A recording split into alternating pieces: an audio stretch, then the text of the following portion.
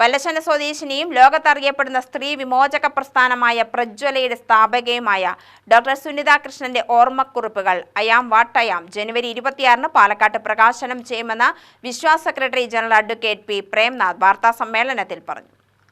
ഹൈദരാബാദിൽ സ്ഥിരതാമസമാക്കിയ ജീവിതത്തിലെ ദുരനുഭവത്തിൽ നിന്നാണ് സുനിത കൃഷ്ണൻ അതിജീവിതകളുടെ പുനരധിവാസത്തിനായി ജീവിതം അർപ്പിച്ചതെന്നും അഡ്വക്കേറ്റ് പ്രേംനാഥ് വാർത്താസമ്മേളനത്തിൽ പറഞ്ഞു.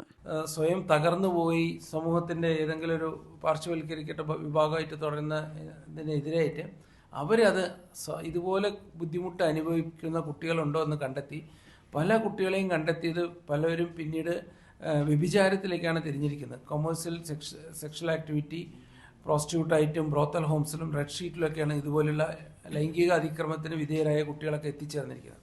അപ്പോൾ അതൊരു മിഷനായി സ്വീകരിച്ചു. പിന്നീട് സൈക്കോളജിയിലെ PhD എടുത്തു. പ്രജ്വല എന്ന് പറഞ്ഞൊരു സ്ഥാപനം തുടങ്ങി.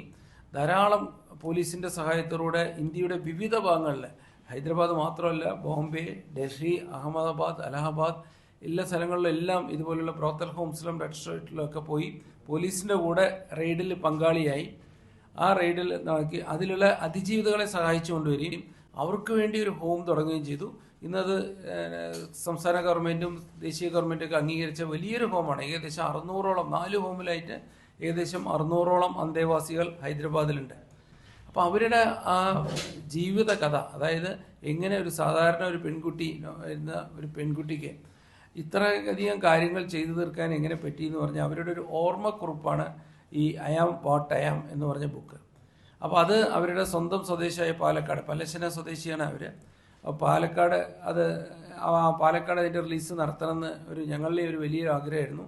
+2 പഠനകാലത്ത് സാക്ഷരതാ പ്രവർത്തകയായിരുന്ന സുനിത കൃഷ്ണനെ ഒരു കൂട്ടം ആളുകൾ പീഡിപ്പിച്ചതിൽ നിന്നാണ് സുനിത കൃഷ്ണൻ ലൈംഗിക അതിക്രമങ്ങൾക്കെതിരായ പോരാട്ടവും ഇരകളുടെ പുനരധിവാസവും ആരംഭിച്ചത്.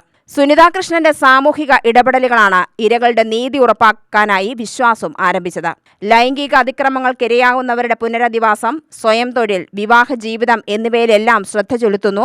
പ്രജ്വലയുടെ സ്ഥാപക സുനിത കൃഷ്ണയെ തേടി Padmashri, mother Teresa, woman of the year, സ്ത്രീ ശക്തി പുരസ്കാരം, UN പുരസ്കാരം, സംസ്ഥാന പുരസ്കാരങ്ങൾ തേടിയെത്തിയിട്ടുണ്ടെന്നും അഡ്വക്കേറ്റ് പ്രേംനാഥ് പറഞ്ഞു. Secretary M. Devadas, chairperson advocate S. Shanthadevi, vice പ്രസിഡന്റുമാരായ B. Jayaraj, advocate Rakhi N എന്നിവരും വാർത്താസമ്മേളനത്തിൽ പങ്കെടുത്തു.